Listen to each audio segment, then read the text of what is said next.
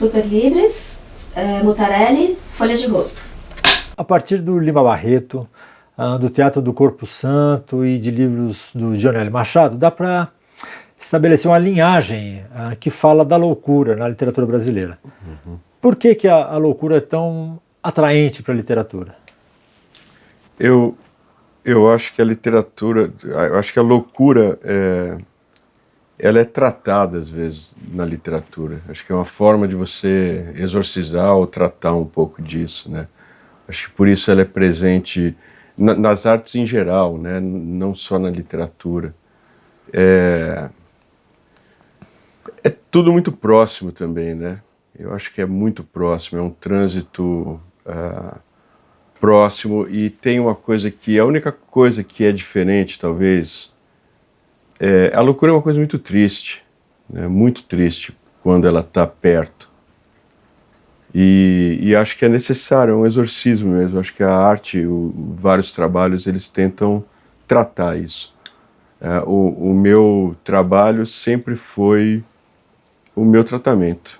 Eu costumo dizer que eu saio melhor a cada livro. E estou quase perfeito. Eu já estou perfeito, mas eu não quero ser arrogante. Mas é isso. Acho que tem isso, essa necessidade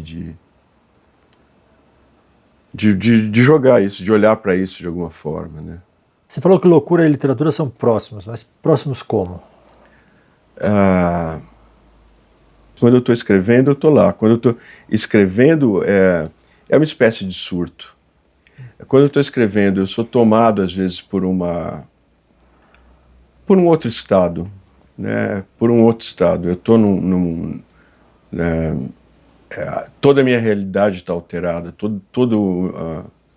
eu vivo de alguma forma. A minha sorte é que eu transito muito rápido. Muito rápido. Eu entro e saio muito rápido desse estágio de escrita. Parar com a medicação mudou seu estilo de escrever e desenhar? Mudou meu estilo de vida, mudou... Mas eu troquei, né? Troquei por fitoterápicos, né? Por álcool, na verdade. O álcool me deixa muito mais sociável do que os remédios me deixavam. Os remédios me deixavam muito introvertido. Mas e na escrita e no desenho? No desenho, talvez no desenho, eu comecei a me distanciar mais do desenho também. O desenho começou a se tornar menos importante para mim. E na escrita, eu não sei dizer, eu sei que eu dei um intervalo muito grande. Eu fiquei alguns anos sem escrever. Foi uma experimentação sugerida pelo meu editor, que era para dar um tempo, e eu dei um tempo, e quando eu vi tinha passado quase 4 anos sem escrever. E sem sentir falta, isso é estranho também, né? Mas foi muito bom quando eu retomei agora. Retomar foi muito bom, porque a gente precisa viver muita coisa, né? A matéria-prima nossa é essa, é vivência, né? Então foi bom. Mas não sei se mudou. Talvez, não sei. Será que a escrita é um remédio porque a palavra é organizadora? Mesmo que você descreva um caos, ela é naturalmente organizadora? Pode ser. Eu sempre pensei dessa forma. Recentemente, tem uma pessoa próxima que escreve e que talvez para ela não seja um remédio. Então, talvez seja um remédio para alguns, né? Como a medicação, ela não funciona para todo mundo, né? Cada um tem que acertar uma medicação. Para mim é um tratamento. E talvez uma coisa que tem também, uma coisa que eu percebi, que eu venho falando de uns tempos para cá, mas foi uma percepção importante para mim, é que eu não consigo pensar mais profundamente do que quando eu escrevo. Eu não consigo parar e pensar, e escrever é uma forma de você aprofundar o pensamento também, e também de organizar esse pensamento. E acho que isso é bom, isso é uma coisa que me acalma muito, né? Eu também não tenho problema de encarar as coisas mais sombrias minhas, é onde eu me sinto melhor mesmo. Mas não sei se é assim com todo mundo que escreve. Quando você tinha 7, 8 anos, você tentou voar Tentei. e se esborrachou. Até que nem tanto, porque era mato, deu até para amortecer um pouco. E hoje em dia, você acha que conseguiu? Voar? Não. Metaforicamente. Não, não. Eu fui descobrindo, eu acho que o que eu fui descobrindo é que eu sou uma criatura rastejante mesmo. Existe uma ideia de que o louco fala coisas muito inteligentes e tal. Você acredita nisso, em parte, ou todo? Quando passa um surto, eu diria que o louco diz coisas muito divertidas, faz associações muito divertidas quando tudo se acalma, né? O louco ele tá cheio de dopamina. É como se ele tivesse cheirado muita cocaína. Então, a mente dele fica extremamente ligada. Então, ele conecta coisas que isso é incrível, ver a conexão, a forma como ele conecta as coisas, a forma como ele associa ou percebe. Isso é muito fascinante, mas a sabedoria que existe na loucura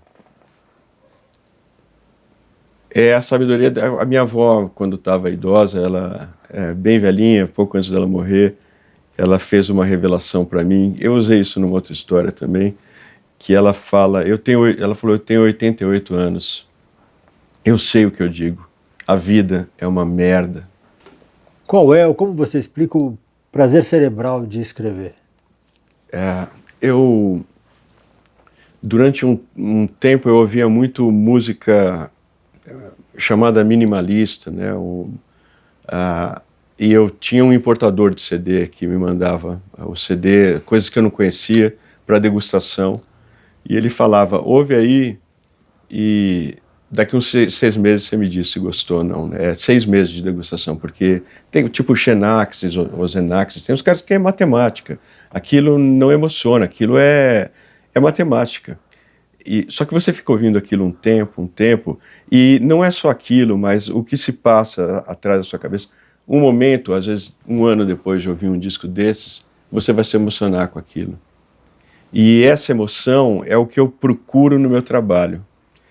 Não causar nos outros. Eu procuro construir meu trabalho para que em algum momento eu tenha aquele êxtase fazendo o que eu estou fazendo o meu trabalho. Então, essa coisa cerebral, nesse livro, teve momentos que eu atingi esse êxtase mesmo, de quando você mesmo vai alinhavando as coisas e o cara fala o cara diz um diálogo, ou você constrói um momento ali, uma coisinha, e aquilo é um êxtase, né? É um êxtase, o que você... E aquilo, não é, mas... Vamos ver o que a gente podia comparar, porque eu ia falar, não é uma coisa de, puta, eu sou demais, não é aí, não tem nada a ver com isso, porque, puxa, eu fiz uma palestra há muitos anos falando sobre isso, sobre esse momento, né, é o riscar o fósforo, ou é a ejaculação, né, o que vem depois é um vazio absurdo também. Não é que você vai pegar aquilo e falar, puta, eu fiz isso e tal, claro, eu tenho aquilo, eu fiz isso está aqui, mas isso é um grão de areia numa muralha que eu estou fazendo ali, mas foi legal ter isso aqui, mas eu quero de novo também, né? Eu quero continuar, agora eu quero, daqui, vamos ver para onde eu vou, eu sempre falo, eu não me preocupo com, meus livros começam de uma maneira que não te promete nada, você fala, putz, isso aqui não vai ser legal, isso aqui, eu detesto essa ideia da melhor frase do livro, tem aquele livro Bonsai, eu não lembro o autor, que é o melhor começo de livro que existe. E aí ele despenca. Né? Eu acho que o que a gente tem que se preocupar é como ele termina. Não precisa terminar lá em cima, mas ele precisa terminar de um jeito que é um vácuo, né? Ele tem que... uma coisa que te... Então aí você vai, né? Porque eu também não sei onde ele vai acabar. Eu vou seguindo, eles têm um fôlego também, né? A minha escrita tem um fôlego, acho que todo escritor tem meio uma... Sabe, né? É uma música, né? É uma música. Mas esse momento do prazer é engraçado, né? Porque dá uma excitação, assim. Às vezes é raro, é bem raro. Né? Tem livro que nunca acontece nada. Mas às vezes vem uma excitação, você acha a coisa... e vira um momento... E é uma coisa, eu penso nisso, né? Se a gente tivesse ligado em eletrodos enquanto está escrevendo, sabe? Registrar um momento desse, ver onde se ilumina, porque é uma coisa muito forte, muito grande, né? A minha família era de policial e eu estava uma vez fazendo um quadrinho, meu irmão estava limpando uma arma atrás de mim, a arma disparou e ela mexeu a minha camiseta e furou a parede ali. Eu demorei para perceber. Eu estava nesse estado de concentração. Quando a gente atua, tem a ver com esse momento de concentração, né? Eu fiz uma cena eu tenho a maior aflição de barata, e eu fiz uma cena com 600 baratas, e eu estava numa harmonia com elas, que elas espalhavam e eu tinha que puxar elas de volta para a gente continuar filmando, e eu não podia falar nada, eu tinha que agir com serenidade. E um momento que elas dispersaram, eu puxei elas e sem querer eu falei, vem com o papai, igual eu faço com meus gatos, eu estava em profunda comunhão com elas. Acabou, voltou meu nojo, a minha repulsa, mas é esse estado de concentração que é o estado, é esse momento da escrita, é um lugar, e esse lugar é parecido. Quando eu atuo, quando eu desenho, quando eu escrevo, é um ponto que te centra, né? Isso tem a ver com a loucura ou é justamente o oposto? Isso tem a ver com a loucura, eu acho. Isso tem a ver com uma hiperexcitação do cérebro, isso tem a ver com talvez conexões que ficam isoladas. Eu acho que isso tem a ver com esse estado, que tem a ver com a loucura e tem a ver com o xamanismo e tem a ver com abrir outras coisas, né? Com abrir a percepção. Eu acho que tem uma coisa, porque é isso, eu tenho a minha igreja, né, que eu estou fundando, então para essa minha igreja é um momento místico esse. Mesmo uma criança brincando, desenhando, é um momento ali que ela está se conectando. Eu não acredito em espírito, não acredito em outras vidas, eu acredito na ancestralidade. Eu acredito que o meu DNA não carregue só doença e calvície e características. Eu acho que tem vozes ali que talvez eu consiga acessar às vezes. Eu acho que a felicidade talvez venha da gente conseguir pensar numa coisa só, que é uma coisa meio impossível, né? Talvez seja um tipo de meditação que eu nunca fiz, mas quando você consegue pensar só numa coisa durante um bom tempo, dá uma felicidade. É verdade. E no texto acontece muito. A paixão é um pouco isso, né? Quando você se apaixona, é uma ideia fixa, né? Uma coisa boa, né? Não uma coisa ruim. O trabalho tem isso, acho que tem a ver com isso. Porque para você entrar, porque tem um exercício também de você entrar no livro. É muito difícil, eu falo isso muito para os meus alunos, a gente vive num mundo que afasta a gente o tempo todo, da gente mesmo, né? E afasta muito da gente dar valor para percepções, que a gente usa muito isso na escrita, né? Eu falo muito que, às vezes você conhece um cara e não vai com a cara dele, mas depois você vai, fica amigo, passa 2 anos, você vê que o cara não valia nada e você já sabia. Mas você não deu valor para uma coisa que você sentiu, porque a gente é educado a não dar valor para essas coisas. Quando eu vou escrever, eu preciso mudar a minha frequência. Se eu for ficar pensando quanto eu devo no banco, tudo, o que está em torno, eu não vou escrever. Eu preciso me desligar disso.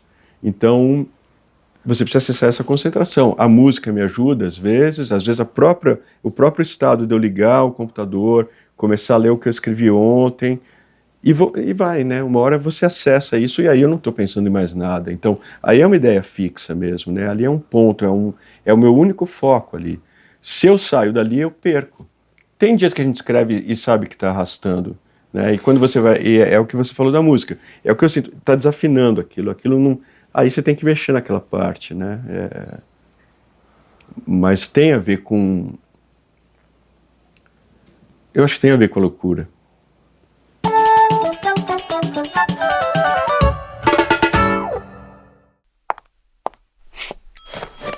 Lima Barreto era negro, alcoólatra e sofreu surtos de loucura.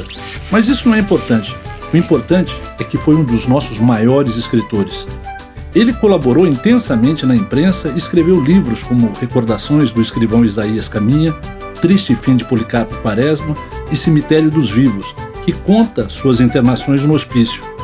Neto de escravos, ele foi um dos poucos da nossa literatura a combater o preconceito racial e é considerado o crítico mais agudo da Primeira República, rompendo com o nacionalismo ufanista e desmascarando a manutenção dos privilégios dos militares e das famílias aristocráticas. Por seu estilo despojado e coloquial, Lima Barreto foi severamente criticado por alguns escritores do seu tempo, tanto que foi derrotado nas 2 vezes em que concorreu à Academia Brasileira de Letras. Azar da Academia.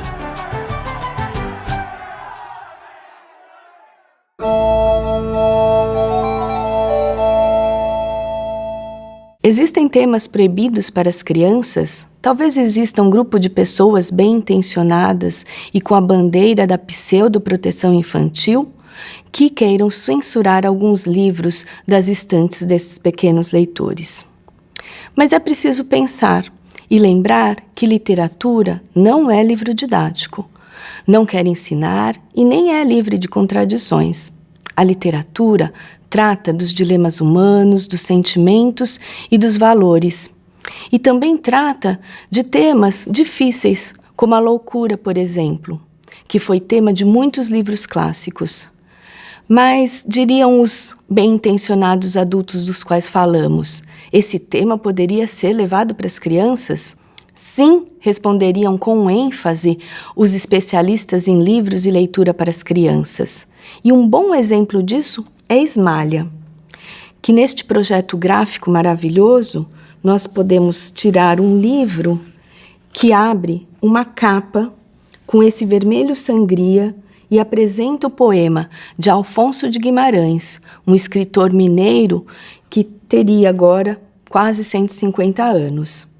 E neste livro, Odilon oferece suas imagens para se casarem com este texto e este projeto gráfico.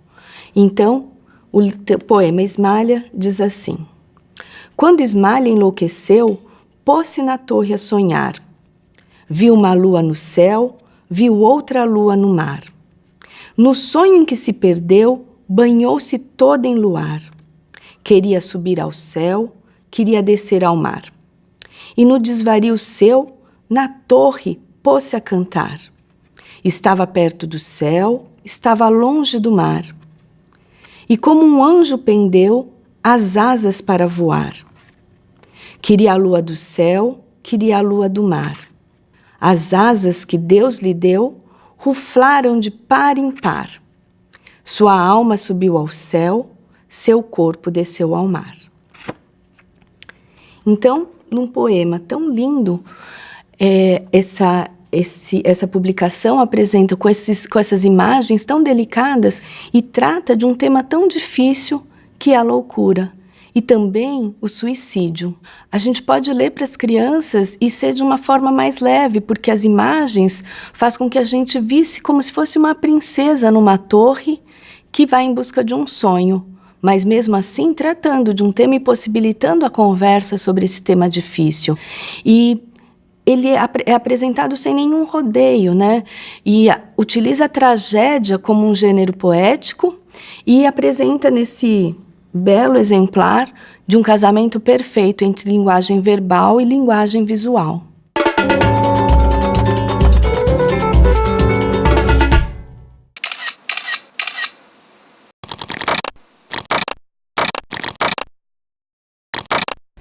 Bom, aqui é a minha jaula, né? Eu chamo de jaula. É aqui que eu escrevo, aqui que eu desenho, que eu pinto, é onde eu... é a jaula mesmo, é um lugar, eu costumo dizer que é o melhor lugar do mundo, porque é onde eu mergulho mesmo. Eu gosto que seja uma jaula, a minha ideia é também não contaminar minha casa com o meu trabalho. E aqui tudo é possível, né? A gente falou muito da loucura também, né? Mas eu também distingo a loucura da loucura criativa. Aqui é um lugar onde eu evoco a loucura criativa e o demônio criativo, que também não é o demônio, o outro demônio. Então é um lugar de mergulho mesmo, de imersão. Só de entrar aqui, isso já me ajuda muito a me concentrar. Eu tenho disciplina para trabalhar, geralmente quando eu estou num livro, eu levanto cedo, bem cedo às vezes, 5, 5:30, às vezes 7, mas geralmente quanto mais eu estou envolvido com o livro, mais cedo eu acordo, sem despertador mesmo. Eu adoro fazer café e ver o dia amanhecer e aí começar a trabalhar. Trabalho até meio-dia, 1, por aí, não vou mais do que isso, a não ser que esteja no fim do livro ou que eu esteja muito envolvido, mas eu acho importante parar e aí fazer outras coisas e voltar no dia seguinte. Eu escrevo porque eu preciso, de alguma forma, eu preciso. É quase uma vazão. E me faz bem, me faz muito bem escrever. Me faz pensar algumas coisas e é basicamente por isso. Não é disso que eu vivo, né? Não é meu ganha-pão, não é... Mas eu preciso.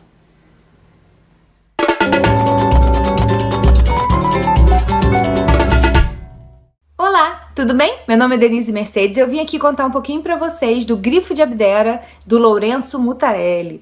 Esse aqui é meu primeiro Mutarelli, eu fiquei embasbacada com como ele escreve, com a sua prosa, com o tema, né, todo dessa obra, e tudo começa por esse título, o Grifo de Abdera. O que é o grifo? O grifo é um animal mitológico, que ele é metade águia, metade leão. Ele tem várias representações, o autor vai explorar muito essas representações, né, em várias culturas, na cultura hebraica, na cultura cristã. De uma certa maneira, para várias dessas visões, ele representa então esse duplo, esse lado negativo, o diabo. E o que ele vai tratar nesse livro, a partir dessa figura, é justamente essa dualidade do ser humano. Só que ele vai tratar da dualidade do ser humano a partir dele mesmo, o escritor. É um livro, então, também um romance de autoficção. Bom, o enredo é uma loucura só, eu vou tentar explicar aqui um pouquinho, na verdade, simplificar. Então, o enredo, ele começa, né, com o personagem principal narrando a história, que é a história do encontro dele com o seu duplo, digamos assim, ou o encontro dele com uma pessoa que ele passa a experimentar a vida daquela pessoa. Bom, esse que está nos contando a história é o Mário Tulli, que é o verdadeiro nome do escritor Lourenço Mutarelli, porque ele, na verdade, ele começa a escrever, né, desenhar, mas ele faz isso sobre um pseudônimo, que é um personagem dessa história também aqui, que é o Mundinho, que é um bêbado que ele conhece e que acaba chantageando ele.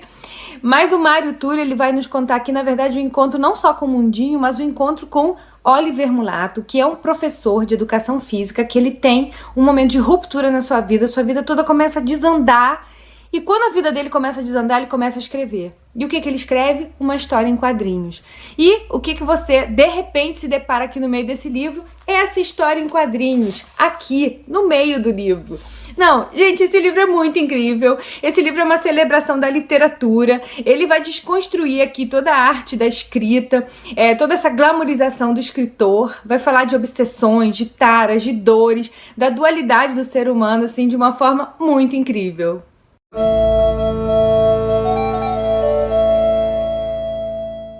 Eu perguntei quem diabos era Soran. Ele me disse que Soran era um anagrama. Ele retomou o relógio de minhas mãos e o devolveu ao bolso interno do seu paletó.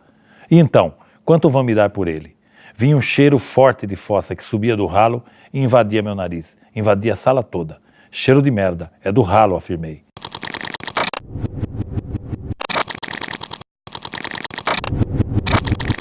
Quando eu termino de ler um livro, eu penso assim, puxa, que livro. Eu nunca penso dar um filme. Como eu disse, é necessário que o diretor me procure e diga, vamos fazer um filme deste livro? E aí a minha pergunta para o diretor é, que filme você enxerga aqui? Porque cada um lê um livro de uma maneira. E uma adaptação nada mais é do que uma leitura daquele livro. Então, quanto é que você vai me pagar por ele? Esse cheiro que você está sentindo é do ralo, então? Eu fiquei com vergonha que ele pensasse que o cheiro vinha de mim. O professor Soran era um gênio. Foi talvez o livro mais fácil com que eu trabalhei. Primeiro porque o Lourenço tem uma escrita muito ágil, muito visual, porque ele vem do quadrinho. Você lendo O Cheiro do Ralo, você enxerga aquilo claramente. E segundo, o Lourenço é um excelente dialoguista. Então, na verdade, quando nós fomos adaptar, eu nunca vou me esquecer, o Heitor pegou o romance dele, a novela dele, e marcou com canetinhas coloridas, antes da gente começar a trabalhar. Foi muito bom esse trabalho. O Heitor disse, O que está em verde nós vamos usar integralmente, o que está em amarelo nós vamos negociar e trabalhar, e o que está em vermelho eu estou tirando do livro. Eu me lembro que em 15 dias nós botamos uma primeira versão de pé. Se a comida daqui fosse boa, paraíso seria aqui.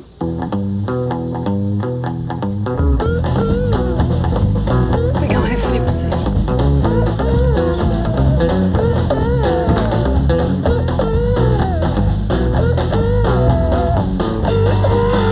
Eu achava que o tom deveria ser o tom do livro, e eu tenho a impressão que ficaria uma coisa insuportável, porque ele tem momentos assim de muita crueldade. E o Heitor transformou tudo aquilo numa coisa farsesca.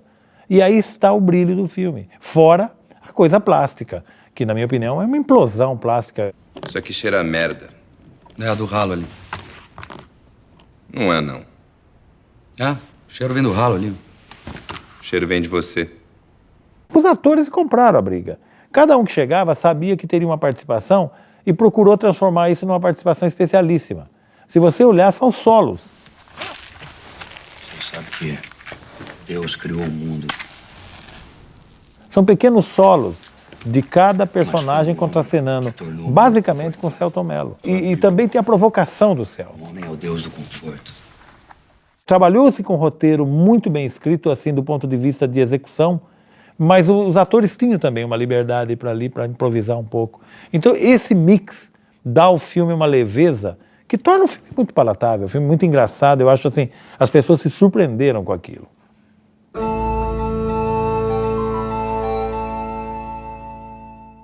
Um livro que eu indico, que eu tenho muito carinho, que é um livro muito especial para mim, é O Café da Manhã dos Campeões, do Kurt Vonnegut, que é um autor que, para mim, é um amigo. Eu adoro a forma como ele escreve.